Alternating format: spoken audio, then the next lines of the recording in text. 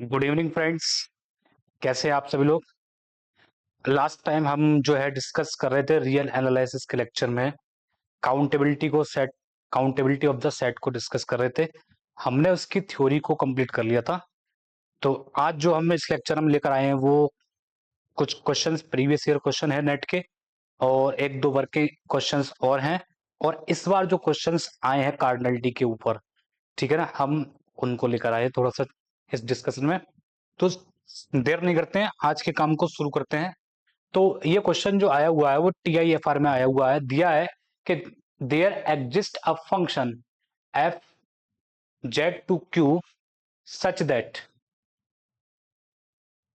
क्या ऐसा कोई फंक्शन एग्जिस्ट कर सकता है एफ से लेके क्यू तक जो इनमें से किसी एक करेक्टरिस्टिक को, मतलब ये जो हमने ऑप्शन लिए हैं इनमें से किसी को होल्ड करता हो। क्या ऐसा कोई फंक्शन एग्जिस्ट है एफ के इंक्रीजिंग हो साथ में बाइजेक्टिव भी हो जाए, ठीक, एफ डिक्रीजिंग हो और बाइजेक्टिव हो जाए, या एफ बाइजेक्टिव हो और सेटिस्फाइंग दिस फॉलोइंग कंडीशंस, के उनकी इमेज एफ के अंदर तो पॉजिटिव हो जाए लेकिन जो फंक्शनल वैल्यू है वो लेस देन इक्वल टू रहे, मतलब जो डोमेन की वैल्यूज हैं वो लेस देन इक्वल टू रहे और इमेजेस क्या है ग्रेटर देन इक्वल टू 0 हो जाए। और क्या रेंज ऑफ एफ जो होगी वो अनकाउंटेबल होगी। क्या ऐसा कोई फंक्शन एग्जिस्ट कर सकता है या नहीं कर सकता है, इस चीज की एग्जिस्टेंस पूछी थी। ठीक, तो बहुत ही सिंपल क्वेश्चन है। अगर सपोज दैट मान लो आप such a function exist, then it must be define F such that Z to Q, that means we know that कि रेंज ऑफ एफ जो होगी, जो भी हो whatever the, it's a proper subset of Q or either subset of Q we can say. So since C what Q is countable, so range of F cannot be uncountable, so we can say that the fourth option never possible. तो ऐसा तो कभी भी possible नहीं हो सकता इस case में, है ना। मान लो कि अगर F इंक्रीजिंग है, ठीक है, और बाइजेक्टिव है, तो ये हमारे पास डोमेन के दो एलिमेंट होंगे, इंटीजर ए और बी। ठीक, ए और बी में कोई सा भी रिलेशन हो सकता है, हम मान के चलने के भी ए जो है वो लेस देन बी है, ठीक है। Then what is the image of A, अगर वो इंक्रीजिंग है तो डेफिनेटली ए की इमेज यहां पे आती होगी एफ ए, और बी की इमेज कहां आती होगी, यहां आती होगी F V. So what can you say about since और एफ, तो यानी कि इस टाइप से अगर हमने ये इस फॉर्म को ले लिया A less than B and considering what F A is less than F B, तो ये इंक्रीजिंग की कंडीशन पूरी होल्ड हो रही है, ठीक है ना। सो नाउ अगर एफ बाइजेक्टिव है और रेंज क्या है, रेंज क्यू का सबसेट होगी, यानी कि रेंज में क्या होंगे, रैशनल नंबर होंगे। Suppose that F A and F B are two rational number, ठीक है ना। So what we have, if F A and F B are rationals, then by theorem, हम जो 11th क्लास में 12th क्लास में पढ़कर आए हैं कि दो रियल नंबर के बीच में इनफाइनाइट रैशनल और इनफाइनाइट इरेशनल होते हैं। Yes, similarly we can say that दो रैशनल नंबर के बीच में इनफाइनाइट रैशनल और इनफाइनाइट इरेशनल मिलेंगे। तो यानी कि एफ ए और एफ बी के बीच में यहाँ पे तो बहुत सारे इरेशनल नंबर भी मिलेंगे और बहुत सारे रैशनल भी मिलेंगे। इरेशनल की तो हम बात छोड़ देते हैं, तो एफ ए और F B plus by two कर लीजिए आप, ठीक है। तो ये भी तो अपने आप में एक, ये भी रैशनल नंबर, ये भी रैशनल नंबर, उनका बाई टू क्या होगा, रैशनल नंबर, लेकिन ये तो किसी की इमेज है ही नहीं बाई टू। तो यानी कि एफ क्या नहीं बनना, फिर तो उस केस में बाइजेक्टिव नहीं बनना। अगर डिक्रीजिंग हो भी गया तो क्या होगा, एफ बी पहले आ जाएगा एफ ए बाद में आ जाएगा, तो उस केस में ये भी बाइजेक्टिव नहीं बनना। तो यानी कि पहला ऑप्शन भी गलत, दूसरा ऑप्शन भी गलत, तो तीसरा ऑप्शन हमारा बाई एलिमिनेशन मेथड से ये सही हो गया।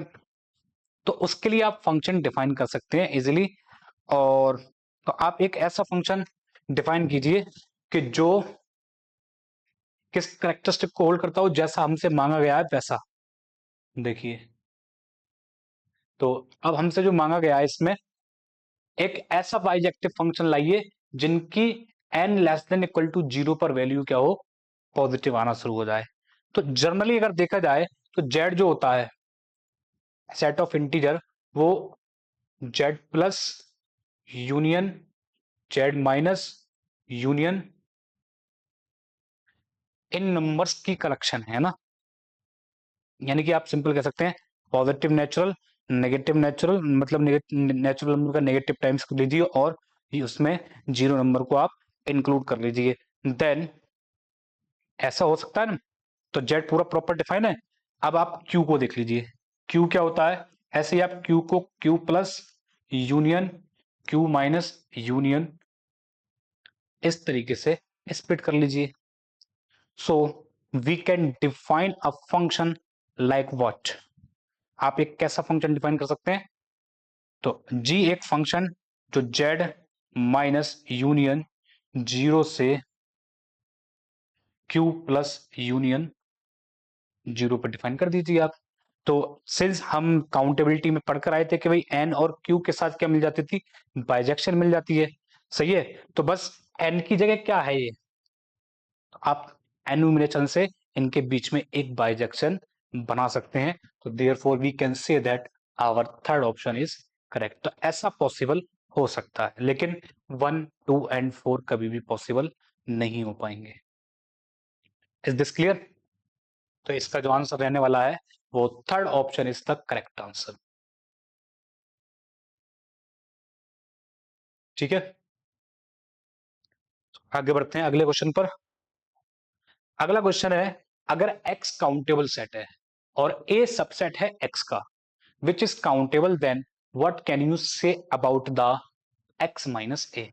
तो इसमें क्या है, अगर ये मे बी की सेंस में पूछे तब तो बहुत सारे ऑप्शन सही हो सकते हैं। अगर हम इसको सिंगल करेक्ट और मल्टी करेक्ट के वे में देखें, अगर हम सिंगल करेक्ट में देखें तब क्या होगा और मल्टी करेक्ट में देखें तब क्या पॉसिबिलिटी हो सकती है ना। तो सपोज दैट, तो पहले हम जा रहे हैं किसमें, सिंगल करेक्ट में। सिंगल करेक्ट में क्या हो सकता है, तो आपको सीधा बस ये नहीं देखना है, काउंटर एग्जाम्पल उठाने हैं जो ऑप्शन को एलिमिनेट कर दे। तो ये कह रहा है कि वो एम्प्टी सेट होगा। अगर अगर मैं x को जर्नली ए बी ले लूं और a को a ले लूं, तो x तो काउंटेबल सेट है। तो काउंटेबल सेट में दो तरीके के बिहेवियर है, या तो वो काउंटेबल फाइनाइट हो या काउंटेबल इनफाइनाइट हो। तो मैंने काउंटेबल फाइनाइट के सेंस में ले लिया। तो x माइनस ए जो है वो क्या है, जनरली देखा जाए तो b बच गया। तो ये कैसा सेट है, ये तो फाइनाइट सेट है। तो ये कभी भी एम्प्टी नहीं हो सकता है ना। ठीक, अनकाउंटेबल तो होगा ही नहीं कभी वो, क्योंकि काउंटेबल सेट में से काउंटेबल का ही सबसेट घटाओगे तो अनकाउंटेबल तो कभी आएगा नहीं। तो डी ऑप्शन तो फ्री में गलत है। ठीक, तो ए गलत हो गया। अब ये कह रहा है कि अब फाइनाइट सेट, तो आप क्या ले लीजिए, सेट ऑफ इंटीजर ले लीजिए माइनस, ठीक, zero plus minus one plus minus two plus minus three इस टाइप से। और यहां पर ए ले लीजिए, ए एज अ नेचुरल नंबर 1, 2, 3 से लेकर। तो अगर आप जेड माइनस ए करने जाएंगे, जेड माइनस एन या ए करने जाएंगे, तो आपके पास zero minus one minus two minus three इस टाइप के नंबर मिलेंगे। तो ये कैसा सेट है, ये तो इनफाइनाइट सेट है। तो यानी कि इस केस में ये वाला गलत हो गया, इसके गलत हो गई। तो ये हम तो can we can say that in the single correct way can be a finite set possible. Is this clear. तो इसका जो आंसर रहने वाला है वो कौन सा रहने वाला है, थर्ड ऑप्शन, सिंगल करेक्ट के वे में थर्ड ऑप्शन इसका आंसर सही है। अब जैसे कि यहां जो क्या है ना, वो इसका मतलब है कि always empty set we are considering is as the always true. ठीक, ये कहता कि may be empty set, may be a finite set, या can be a empty set, can be a finite set. तब उस केस में हम 1, 2, 3 को उसका क्या लगाते, करेक्ट आंसर लगाते। तो एमएसक्यू के फॉर्म में क्या लगता फिर, तो एमएसक्यू के फॉर्म में जो इसके ऑप्शन आते हैं वो हम किस टाइप के रखते, तो पहला ऑप्शन, एमएसक्यू फॉर्म के ऑप्शन कैसे होते, पहला ऑप्शन होता कैन बी एम्प्टी सेट, ठीक, दूसरा रखते कैन बी फाइनाइट सेट, ठीक, तीसरा रखते can be countable infinite set, ठीक। और चौथा रखते कैन बी अनकाउंटेबल। तो आप इस टाइप से 4 ऑप्शन रखते एमएसक्यू फॉर्म के, तब हमारे आंसर पहला, दूसरा, तीसरा इसका करेक्ट। तो ऐसा पॉसिबल हम बना लेते क्योंकि यहां पर क्या लेते, x इजिकल टू कितना ले लेते, a ले लो, और a इजिकल टू भी कितना ले लो, a ही ले लो। तो a में से a गया, सब कुछ खत्म हो गया, एम्प्टी। तो can be empty, can be finite वाला सही हो गया, ठीक। कैन बी इनफाइनाइट वाला सही हो गया। तो ये हमारे क्या हो जाते, वर्किंग एग्जाम्पल हो जाते। तो सिंगल करेक्ट में कौन सही है, थर्ड इज ट्रू, ठीक। हालांकि वो भी गलत हो सकता है, अगर कैन भी गलत नहीं होता और इज काउंटेबल, तो उस केस में चौथा ऑप्शन नन होता फिर, या कोई और ऐसा ऑप्शन जो कैन भी लिख कर देता है ना। तो ऑलवेज काउंटेबल हो, ऑलवेज काउंटेबल फाइनाइट हो, इस बात की भी कोई गारंटी नहीं है ना। और यहाँ पे एमएसक्यू की फॉर्म में 1 2 3, ठीक। अगला क्वेश्चन देखते हैं, ये भी नेट में आया हुआ क्वेश्चन है, बहुत अच्छा क्वेश्चन है। हमसे कह रहा है कि pick out the uncountable set, इनमें से कौन सा सेट, इन चारों में से कौन सा सेट अनकाउंटेबल सेट बनेगा, ऐसा हमसे पूछा गया है। तो पहला ऑप्शन जो है वो कह रहा है कि आपको वो फंक्शन चूज करने हैं जो नेचुरल नंबर से 1 2 पर डिफाइन होते हों, ठीक। दूसरे ऑप्शन में कह रहा है कि आपको वो सारे फंक्शन चूज करने हैं जो नेचुरल नंबर से 1 2 पर तो डिफाइन हो, लेकिन f1 और f2 की इमेज में ये रिलेशन होना चाहिए, ठीक। तीसरा कह रहा है कि आपको वो फंक्शन चूज करना है जो 1 2 से डिफाइन होते हो और नेचुरल नंबर पे जाते हो, ऐसे कितने फंक्शन बनेंगे उनकी, तो वो जो सेट बनकर आएगा उसकी कार्डिनलिटी कितनी होगी, ठीक। ऐसे ही S4 जो इस बात को सेटिस्फाई करते हो, ये हमसे पूछा गया है, ठीक है ना। अगर तो पहले ऑप्शन की बात करें अपने लोग, तो पहले ऑप्शन में जो दिया है हमें,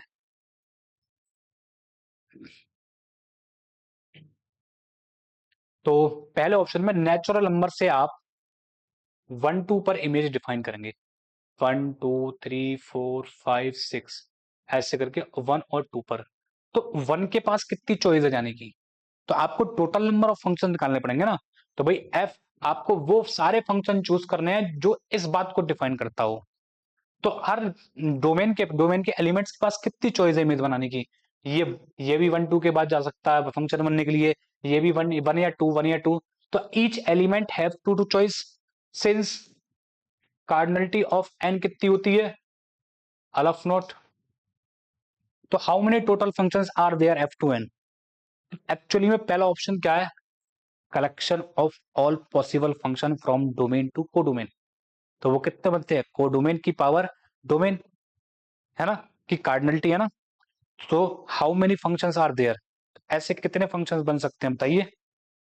सो वी कैन से दैट, तो पहले वाले ऑप्शन में 2 की पावर अलफ नॉट फंक्शन बन जाएंगे, है ना। तो वो कितना होता है, सी के बराबर होता है। तो कितने फंक्शन बने, अनकाउंटेबल फंक्शन बनेंगे। तो कौन सा ऑप्शन सही हो गया, पहला ऑप्शन तो हमारा सही है कि इस केस में अनकाउंटेबल फंक्शन बन के तैयार हो जाएंगे।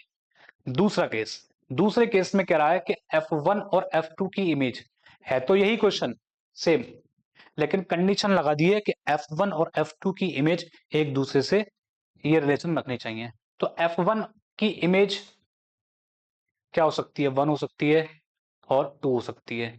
ऐसे ही F2 की इमेज क्या हो सकती है, 1 और 2। तो क्या क्या पॉसिबिलिटी बन सकती है, 1 इज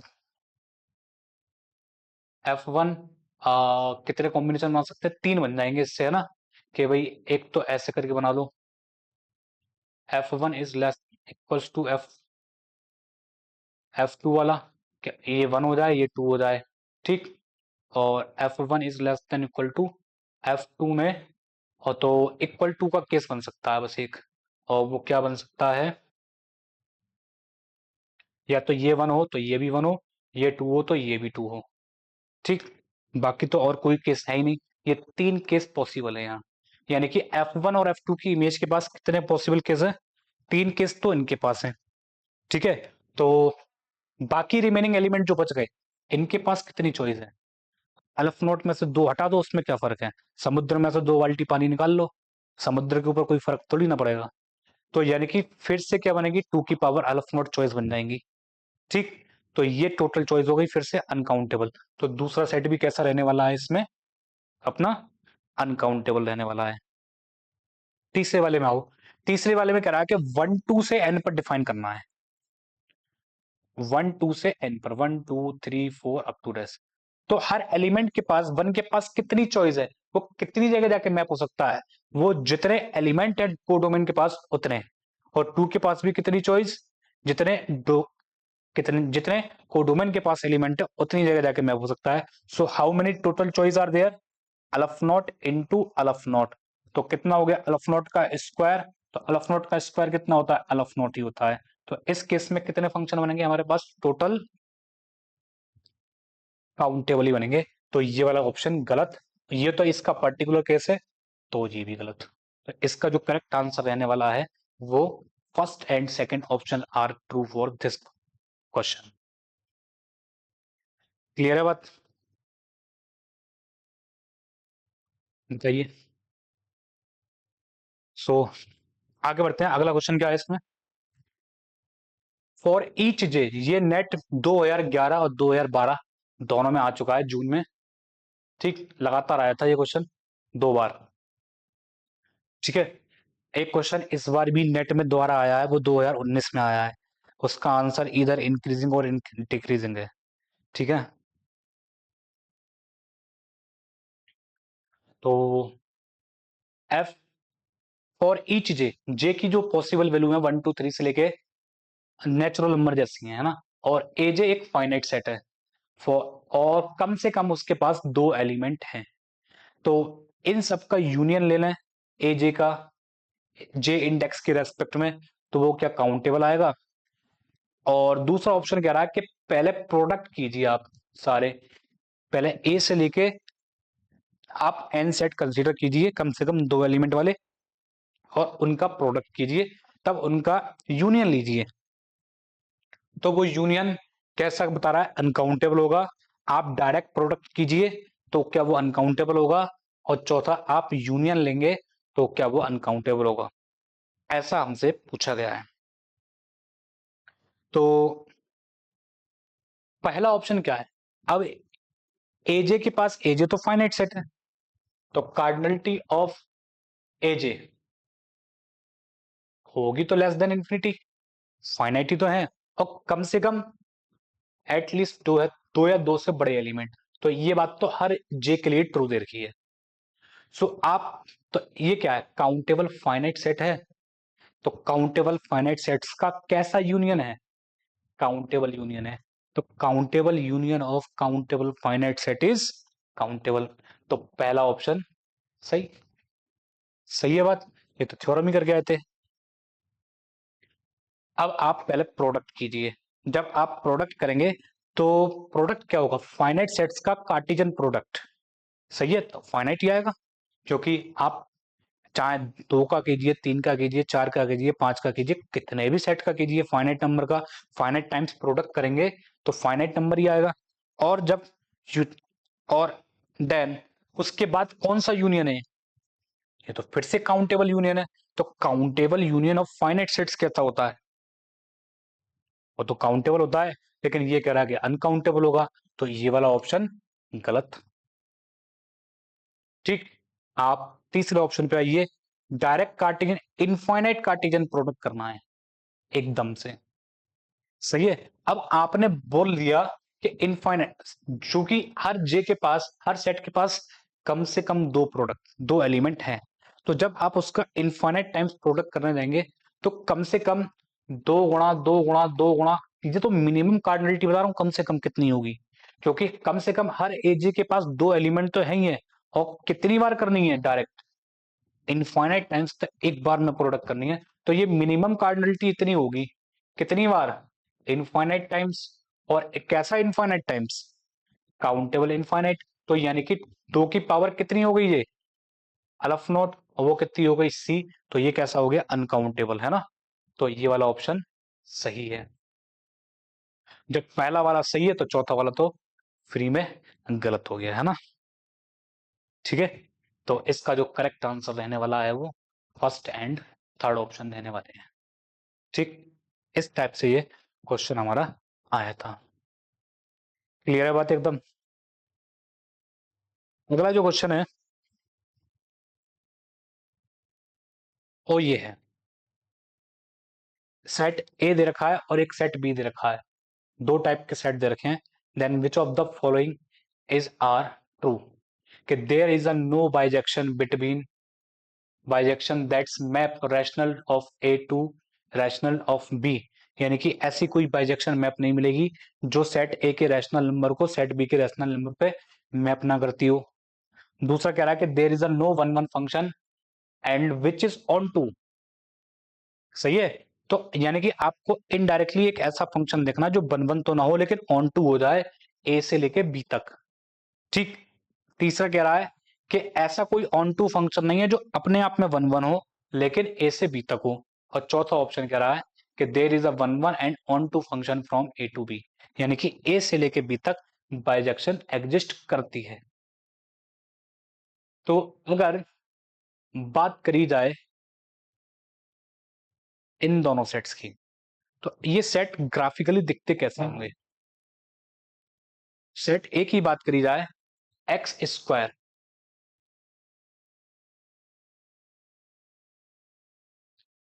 ठीक, ये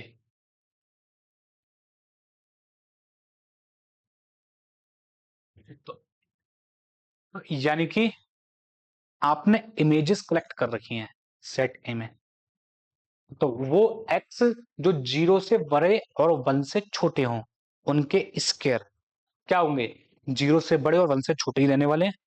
तो यानी कि सेट ए कुछ नहीं है, सेट ए अपने आप में ओपन इंटरवल 0,1 ही है अगेन।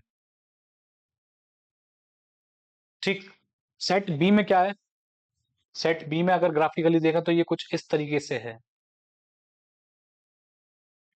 और ये दो हो गया, ये वन हो गया। सेट बी में आपने वो इमेजेस कलेक्ट करी हैं जब एक्स जीरो से बड़ा हो और दो से छोटा हो, तो सेट बी कैसा बनता होगा, जीरो से लेके 8 तक एक्सक्लूडिंग करता हुआ होगा। तो अब आप बताइए, जो तो दो इंटरवल बन के तैयार हो गए। सही है, और हम तो ये पढ़कर ही आए थे कि दो interval as a cardinality they are similar, interval two intervals of non zero length are similar to each other as cardinality. तो यानी कि हम कह सकते हैं कि भैया ए और बी तो आपस में सिमिलर होंगे, तो इनके बीच में डेफिनेटली क्या मिलेगी, फिर एक बाइजेक्शन मिल जाएगी, है ना। तो इसका जो आंसर रहने वाला है वो फोर्थ ऑप्शन होगा, फोर्थ ऑप्शन इज, ठीक है। तो ज्यादा दिमाग नहीं लगाना है, आप बस कॉन्सेप्चुअल भी जाएंगे तो तुरंत आंसर ढूंढ लेंगे। हम बाकी ऑप्शन का क्या करें, पार्ट बी का क्वेश्चन था ये, ठीक है ना, पार्ट बी में। तो पार्ट बी में तो एक ही ऑप्शन सही होगा, बाकी देख लेंगे। ठीक, आगे बढ़ा जाए। आगे जो क्वेश्चन है TIFR में आया है फिर से, let F be a one one function from close interval 0,1 to R and then, इनमें से पूछा है कौन सी बात सही होगी, F must be onto, range of F must contain a rational number, range of f must contain an irrational number, range of f must contain both rational and irrational number, ऐसा हमसे पूछा गया है, इनमें से कौन सा सही होगा। तो भाई देखो, आप पहले ऑप्शन के लिए ऐसे कर लो, F of X is equal to X define कर लो, और आइडेंटिटी फंक्शन तो क्लोज इंटरवल 0,1 से, तो कैसे फंक्शन होगा, लीनियर फंक्शन है, लीनियर फंक्शन हमेशा वन वन रहेंगे, लेकिन यहाँ पर दो की तो कोई प्री इमेज है ही नहीं, तो पहला ऑप्शन तो गलत है, F must be onto, ये तो गलत हो गया।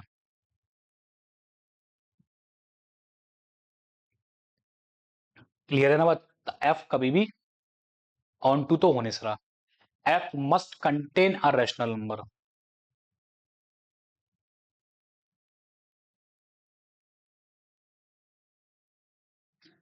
तो इसके बारे में क्या कहना है, एफ हमेशा रैशनल नंबर लेकर आएगा।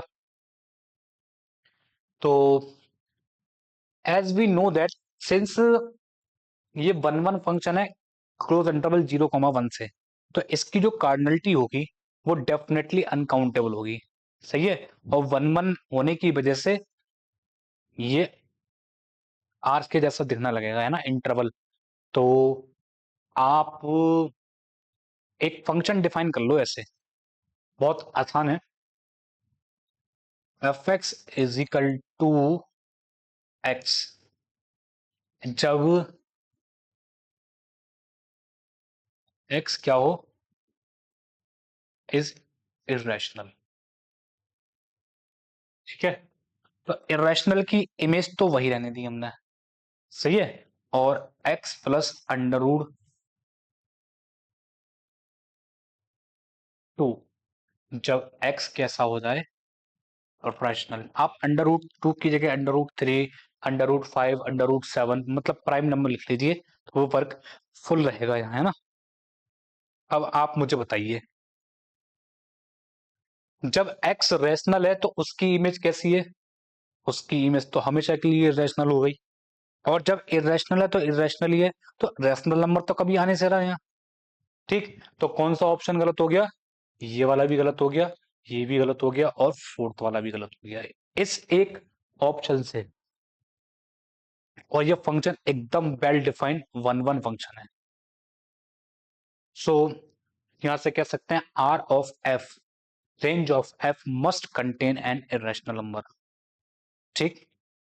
अगर वो इरेशनल नंबर लेकर नहीं आई तो इरेशनल नंबर बाहर निकल जाएंगे, तो रेंज कैसी हो जाएगी, काउंटेबल रह जाएगी। लेकिन मैपिंग कैसी है, 1 1, तो कम से कम रेंज अनकाउंटेबल रहनी चाहिए, लेकिन इरेशनल नंबर के गायब होते ही रेंज रह जाएगी काउंटेबल, जो कि पॉसिबल नहीं है। तो range of F must contain an irrational number, ऐसे भी हम कह सकते हैं।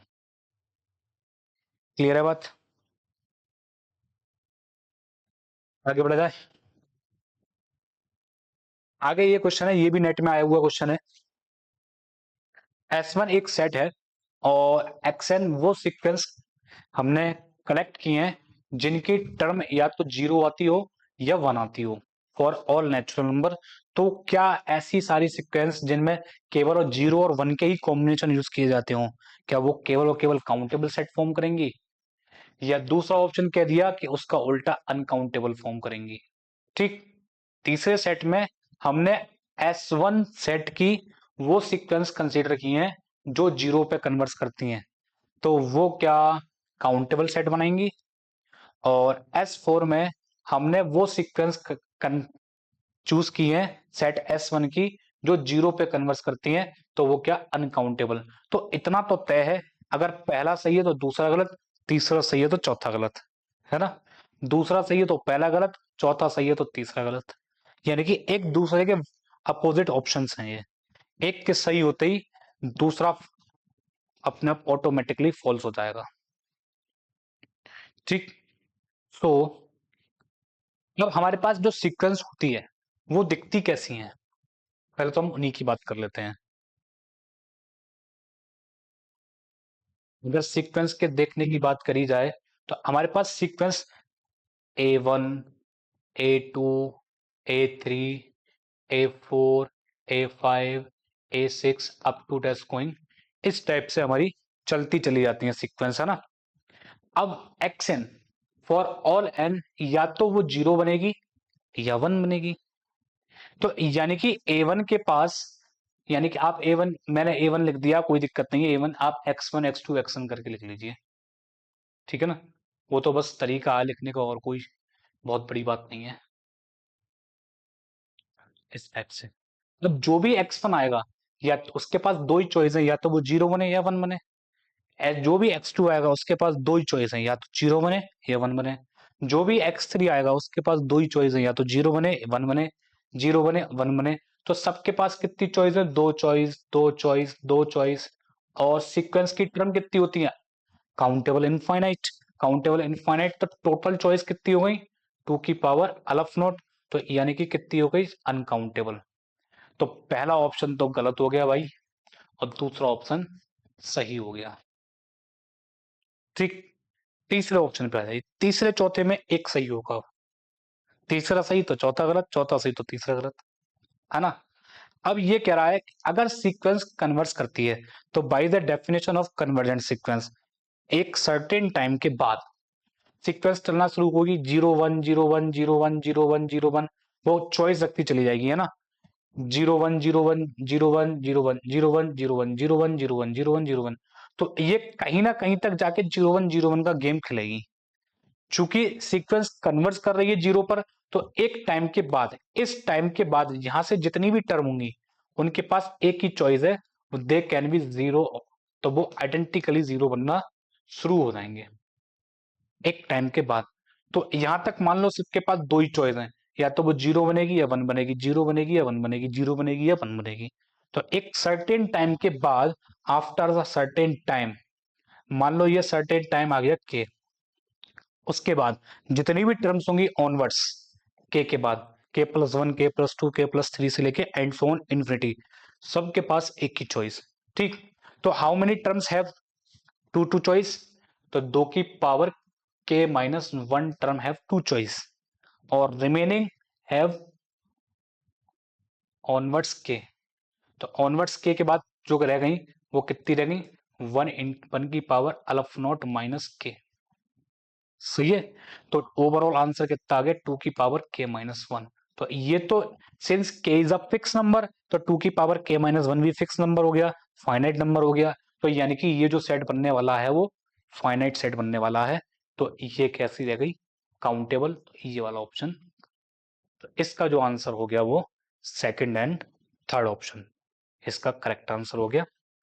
इज दिस क्लियर और नॉट क्लियर? ठीक है ना, आगे बढ़ते हैं इसमें।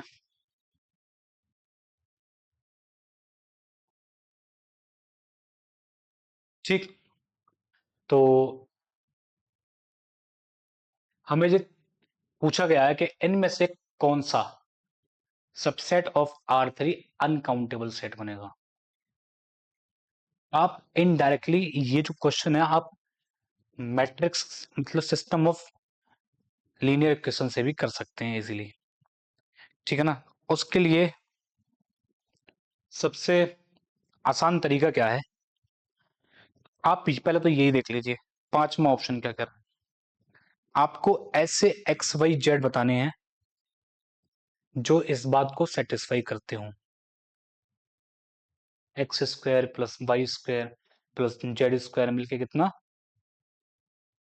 वन बनते हो मिलकर। ठीक, और चौथे वाले में ऐसे एक्स वाई जेड जो जिनका प्रोडक्ट मिलके क्या बन जाता हो, जीरो बन जाता हो। तीसरे वाले में ऐसे एक्स वाई जेड जो मिलके इन तीनों का सम मिलके वन बनता हो। सही है, और सेकंड वाले में और फर्स्ट वाले में थोड़ा सा ही अंतर लग रहा है देखने में।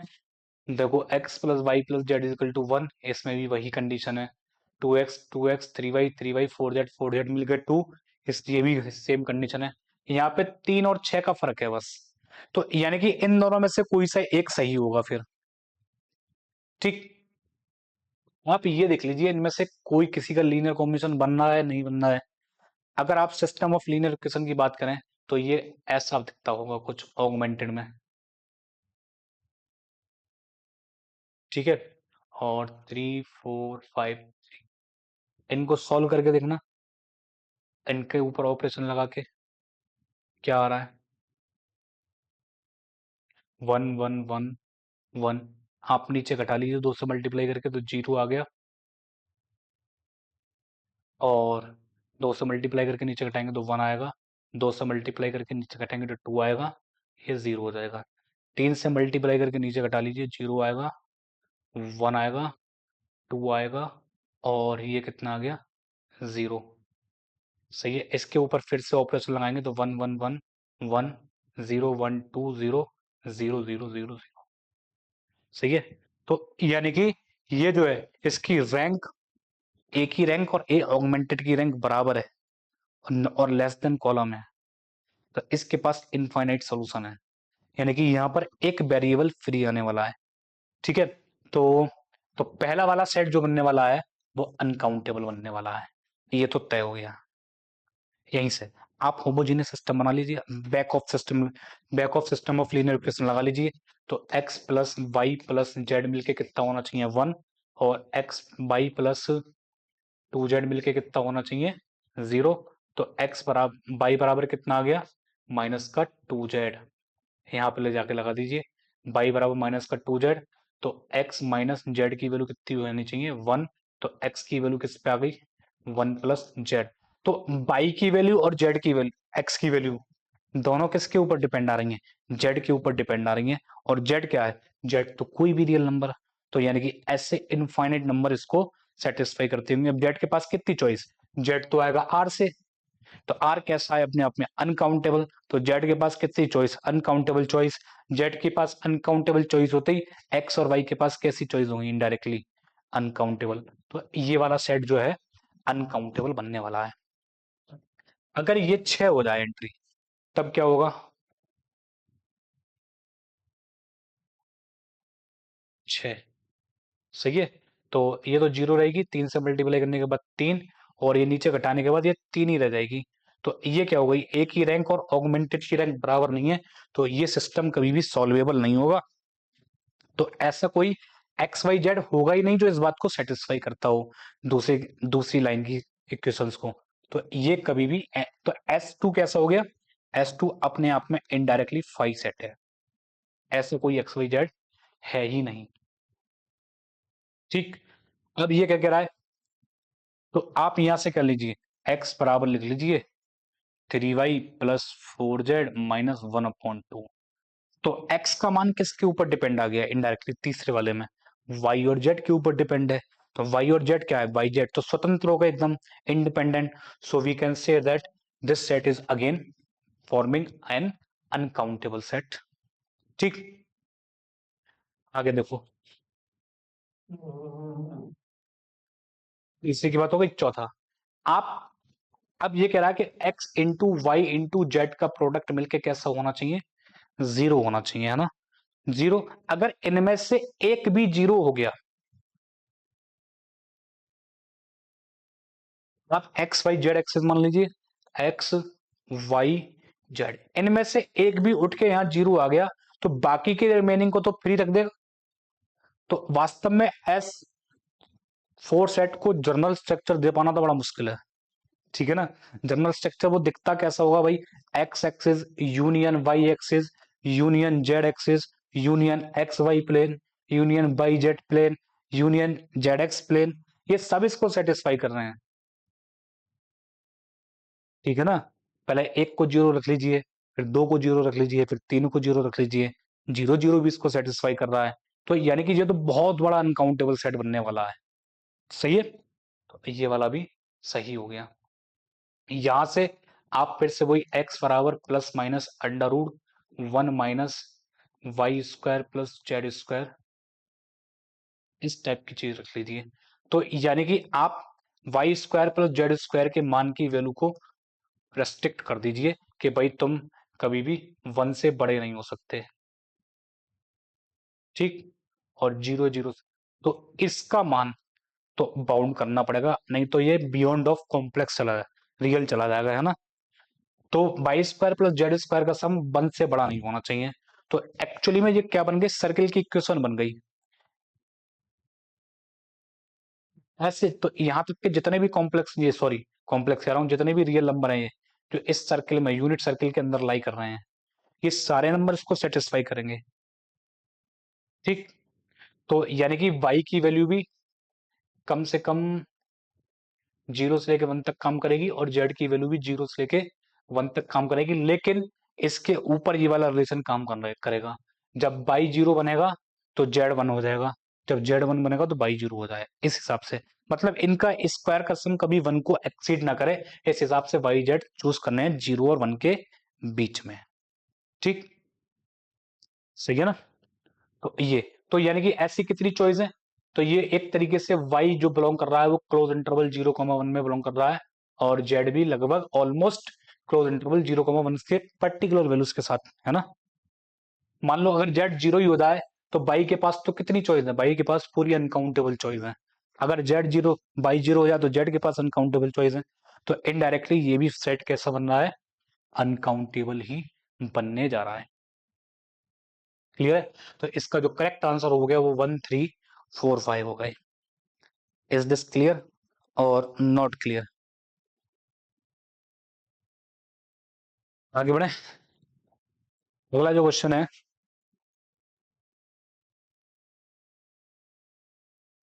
ये है,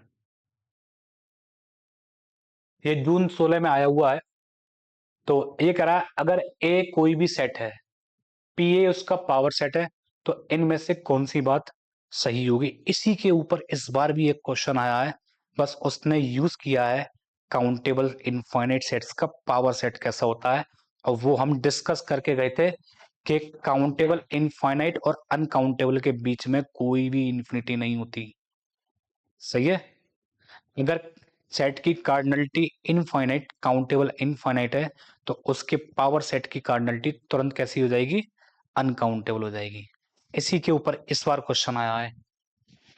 तो ये कह रहा है ए कुछ भी हो, तो पावर सेट ऑफ ए की जो कार्डिनलिटी होती है वास्तव में वो होती है 2 की पावर कार्डिनलिटी ऑफ ए। अब ए कोई भी सेट है, तो ए की जो कार्डिनलिटी होगी कम से कम ग्रेटर देन इक्वल टू तो 0 होगी। सही है? तो पावर सेट की कार्डिनलिटी क्या होगी? 2 एक्स मान लो ग्रेटर देन इक्वल टू 0, तो कम से कम एक्स की वैल्यू 0 तो होगी एम्प्टी के केस में। तो पावर सेट की कार्डिनलिटी यहां से क्या पता चल रही है कि पावर सेट ऑफ ए की जो कार्डिनलिटी रहने वाली है वो कम से कम ग्रेटर देन इक्वल टू 1 रहने वाली है, कम से कम। तो पावर सेट ऑफ ए, तो फाइव का मतलब ये तो कह रहा है कि 0 होगी, तो ये तो कभी पॉसिबल ही नहीं है, तो पहला ऑप्शन तो कभी पॉसिबल नहीं होगा।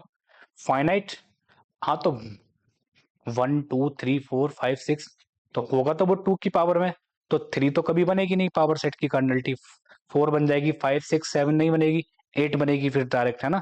इस हिसाब से 2 की पावर में जाएगी, है ना? तो काउंटेबल आ सकती है, फाइनाइट भी आ सकती है। काउंटेबल, तो काउंटेबल में दो सेंस हैं, काउंटेबल इनफाइनाइट या फाइनाइट। तो यहां सबसे बड़ा गेम है, आप काउंटेबल क्या मान के चल रहे हैं? फाइनाइट मान के चल रहे हैं तब तो सही है, और इनफाइनाइट मान के चल रहे हैं तो उड़ जाएगा। सही है? समझ में आ रही बात ना? तो काउंटेबल का गेम यहाँ पे बहुत तगड़ा है।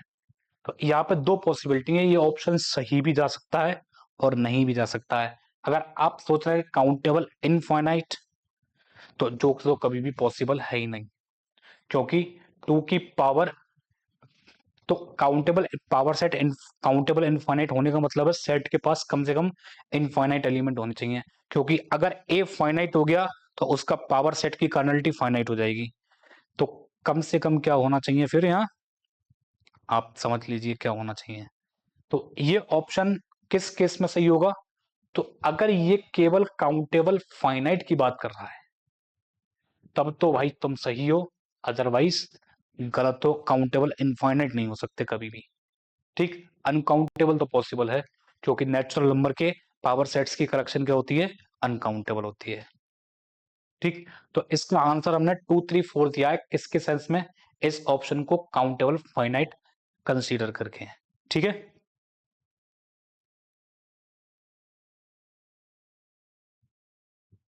ठीक, और ये वाला क्वेश्चन है, ये भी क्वेश्चन एक अच्छा है, इसको देखते हैं, अभी बात थोड़ी देर बाद देखेंगे इसको। ठीक, ये आया था इस बार। ठीक है ना? तो क्वेश्चन आईडी इसकी दे रखी है 704025, और पार्ट बी का क्वेश्चन आया था। तो ये कह रहा है how many real number satisfy this equation. ठीक, तो इसको करने के दो तीन तरीके हैं। एक डेरिवेटिव टेस्ट है, आप एक ग्राफिकली अप्रोच से कर सकते हैं, रोल्स थ्योरम लगा के कर सकते हैं, ठीक है, इंटरमीडिएट वैल्यू प्रॉपर्टी लगा के कर सकते हैं, जैसे आपका मन आए वैसे कर सकते हैं। तो हमने जो करा है इसको, वैसे तो देख के ही पता चल रहा है कि एक नया फंक्शन अगर एफ एक्स बनाया जाए तो ऐसा दिखता हुआ ई की power x plus x minus one वाला। तो इसका जो डेरिवेटिव है एफ एक्स कितना आ जाएगा? ई की पावर एक्स प्लस वन। ठीक, तो फॉर, तो यहां से कह सकते हैं कि F dash X always greater than equal to 0 for all X belongings to R. क्योंकि e की पावर x का जो ग्राफ होता है वो हमेशा x एक्सिस के ऊपर ही रहता है, जीरो को तो टच करता ही नहीं है। जब वो जीरो को टच नहीं कर सकता तो डेरिवेटिव तो कभी जीरो बनने से रहा। इवन मैंने तो greater than equal to zero लिख दिया, और वास्तव में तो ये क्या रहेगा, ग्रेटर देन ही रहेगा, इक्वल टू तो जीरो बनने से ही रहा कभी। यही जीरो नहीं बनेगा पहली बात तो। जब यही जीरो नहीं बनेगा तो माइनस वन कैसे बनेगा, माइनस वन भी नहीं बनेगा। तो डेरिवेटिव कभी भी जीरो नहीं हो सकता। तो ये इंप्लाई कर रही है कि F F is strictly increasing. F पूरे डोमेन पे स्ट्रिक्टली इंक्रीजिंग रहने वाला है इस बार। ठीक। तो अब आप इसका बिहेवियर देखेंगे, जब एक्स निगेटिव होता चला जाएगा तब क्या होगा। तो इसका जो ग्राफ है वो थोड़ा सा देखना पड़ेगा आपको, है ना। तो ऐसे कितने रियल नंबर होंगे, आप x प्लस ई की power x plus x minus one का ग्राफ बना लीजिए, तो वो x एक्सिस को एक बार कट करता हुआ जा रहा होगा। ठीक है, तो ये है। तो आप एफ जीरो की वैल्यू देखिए, एफ जीरो की वैल्यू कितनी आ गई, ई की power zero plus zero minus one, one minus one मिलके जीरो। तो ये ग्राफ जीरो पे जीरो बनता होगा, सही है ना। तो निगेटिव, जब x का मान आप निगेटिव रखेंगे तो ठीक। तो जैसे कि आप एफ ऑफ माइनस वन की वैल्यू निकालिए, तो ये आ जाएगा one upon E minus one मिलके माइनस टू प्लस ई। ये कैसा रहने वाला है, तो इसका जो आंसर निकल के आने वाला है, तो आप इस तरीके से अप्रोच लगा के देखिए इसको करने के लिए, है ना। तो इसका जो आंसर आएगा, बस एक ही सोल्यूशन मिलेगा, एक ही रियल नंबर मिलेगा। नहीं तो आप इसको क्या है, बाई सेक्शन में तो न्यूमेरिकल एनालिसिस में जाके भी इसका सोल्यूशन निकाल सकते हैं, यूनिक सोल्यूशन निकल कर आएगी। रियल नंबर, रियल एनालिसिस में तो सोल्यूशन ढूंढना बड़ा मुश्किल है इसका। इसका जो एग्जैक्ट सोल्यूशन, अप्रोक्सीमेट सोल्यूशन दे सकता है कौन, न्यूमेरिकल एनालिसिस से आप इसका अप्रोक्सीमेट सोल्यूशन निकाल सकते हैं इजीली। ठीक, और एक ही वैल्यू इसको सेटिस्फाई करेगी, इस बात की गारंटी हमने रियल अप्रोच से ले ली। ठीक है ना, आगे बढ़ा जाए। तो आप चलो मैं यहीं से बता देता हूँ, और वहां तक जाने की जरूरत भी नहीं पड़ेगी हमें। माइनस टू, वन अपॉन 2.7 मतलब थ्री का समथिंग हो गया। तो आप थ्री से डिवाइड कर लीजिए, नहीं तो दो से डिवाइड कर लीजिए, दो से डिवाइड करने का मतलब 0.5। तो मतलब ये almost F of minus one की वैल्यू जो है वो लेस देन जीरो रहने वाली है। और एफ ऑफ वन की वैल्यू कैसी हो जाएगी, पॉजिटिव। तो क्या लग गई इसमें, इंटरमीडिएट वैल्यू प्रॉपर्टी लग गई, क्योंकि एफ इंक्रीजिंग फंक्शन है और कंटिन्यूस है। तो इंटरमीडिएट वैल्यू प्रॉपर्टी को होल्ड करता हुआ जाएगा, वो अपने सारी वैल्यू को अटेन करता हुआ चला जाएगा। वहां से भी आप इसका आंसर निकाल सकते हैं इजीली, न्यूमेरिकल एनालिसिस से आप एग्जैक्टली आंसर बता देंगे। ठीक, तो इसका आंसर फर्स्ट ऑप्शन इसका रहने वाला है, ये है ऑप्शन। अगला क्वेश्चन ये आया है, जून 24 में आया है इस बार। क्वेश्चन आईडी दे रखी है 704022, पार्ट बी में आया है। तो पार्ट बी में ये क्वेश्चन आया है, तो कह रखा है कि एक्स, आपको एक सेट एस दे रखा है, जो वो रियल नंबर चूज करने हैं जो वन से तो बड़े हों और इस बात को सेटिस्फाई करते हो। ठीक, तो कम से कम, तो अगर x वन से बड़ा है तो x की पावर तीन भी वन से बड़ा रहेगा, ये बात तो तय है। ठीक, तो यानी कि इतना और फिक्स है। तो फिर वन माइनस एक्स की पावर तीन जो होगा वो जीरो से छोटा होगा, क्योंकि x वन से बड़ा है तो x को इधर ले आइए माइनस।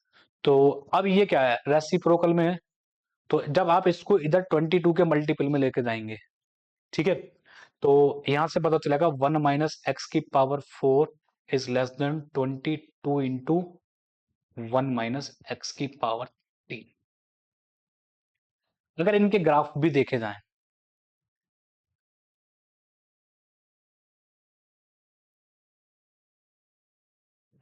तो बताइए आप क्या कहना है। कम से कम ये इंटरवल फॉर्म में निकल के आने वाला है एस। एस का जो जनरल स्ट्रक्चर निकल कर आने वाला है वो डेफिनेटली एक इंटरवल फॉर्म की आएगी। तो आप कम से कम, तो एक काम और कीजिए, इसको सबको इधर ले आइए।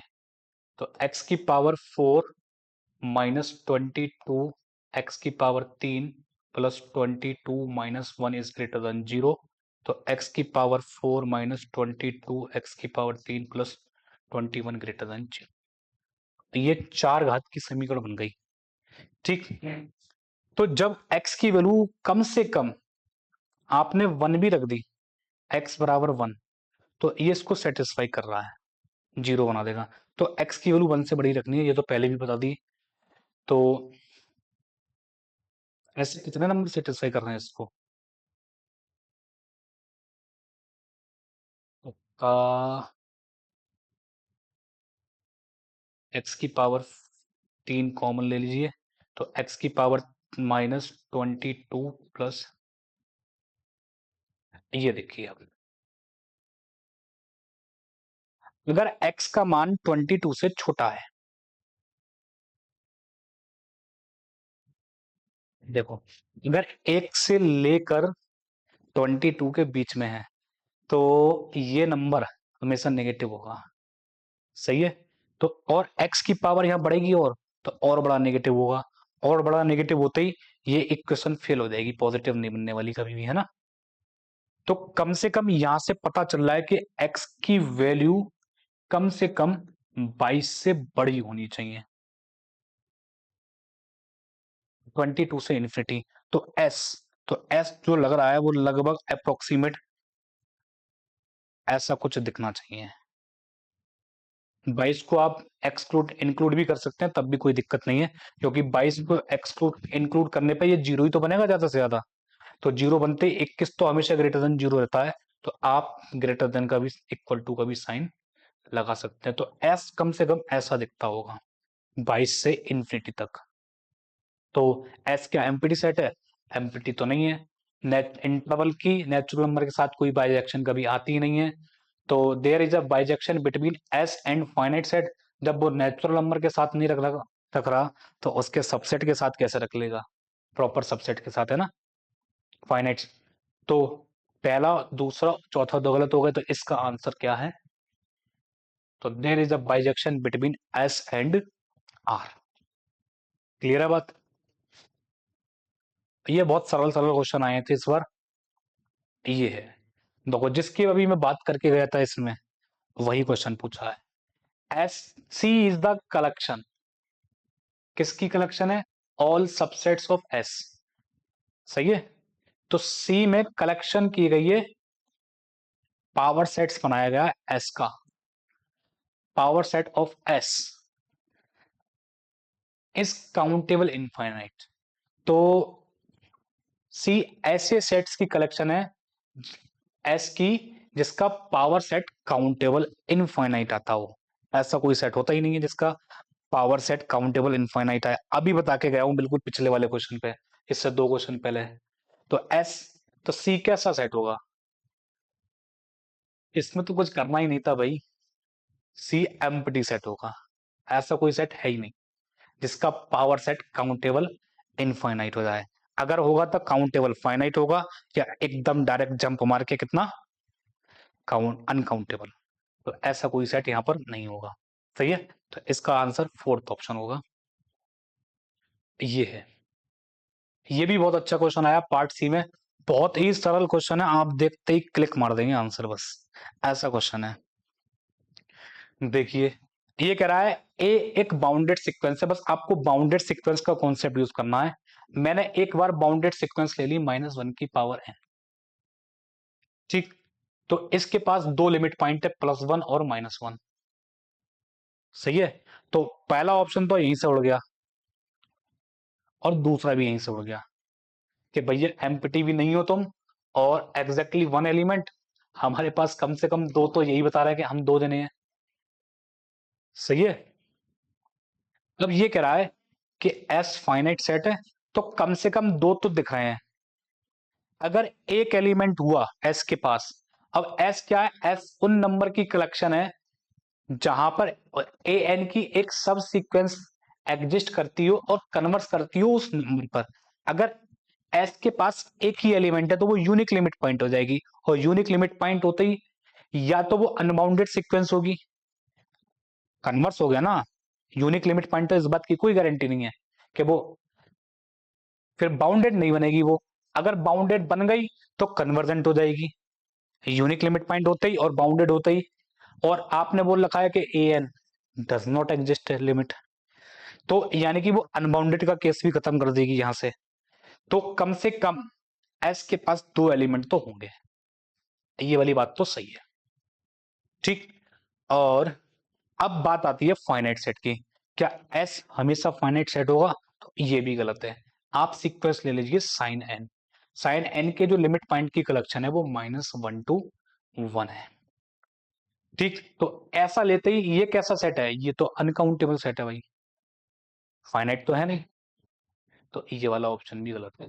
तो इसका आंसर जो रहने वाला है वो थर्ड ऑप्शन रहने वाला है। तो इस तरीके से हमारे क्या है, काउंटेबिलिटी ऑफ द सेट के क्वेश्चन आए, जो भी आए वो हमने डिस्कस कर लिए हैं, ठीक है ना। तो इस टाइप से ये हमारे क्वेश्चंस आए हैं, ठीक। अब जो हम डिस्कस करेंगे नेक्स्ट लेक्चर में, वहां से हम डिस्कस करने जाएंगे सुप्रीमम इन्फीमम क्या होते हैं, ठीक, एक्सिम ऑफ कंप्लीटनेस क्या होती है, ठीक है। और इसको कवर करते हुए थोड़ा सा हम पहुंचेंगे कहां पर, कैंटस प्रॉपर्टी की तरफ। और इतना सब कंप्लीट करने के बाद ये हमारे लगभग 2 लेक्चर शायद इस पे हो सकते हैं सुप्रीम इन्फीमम के ऊपर पूरा। उसके बाद हमारा जो आएगा पॉइंट सेट ऑफ टोपोलॉजी है, जिसमें हम एक सेट का limit point, adherent point, isolated point, ये सब क्या होते हैं, open set, close set, compact set, connected, separated, disconnected, ये सब सेट्स क्या होते हैं, उनके क्वेश्चंस वगैरह डिस्कस हम करेंगे। तो फिर मिलते हैं नेक्स्ट क्वेश्चन नेक्स्ट लेक्चर में, ठीक। अभी के लिए इतना ही। और आप लोगों को स्टिल कोई डाउट हो तो आप व्हाट्सएप पे मैसेज करके पूछ सकते हैं, ठीक है। Good night all.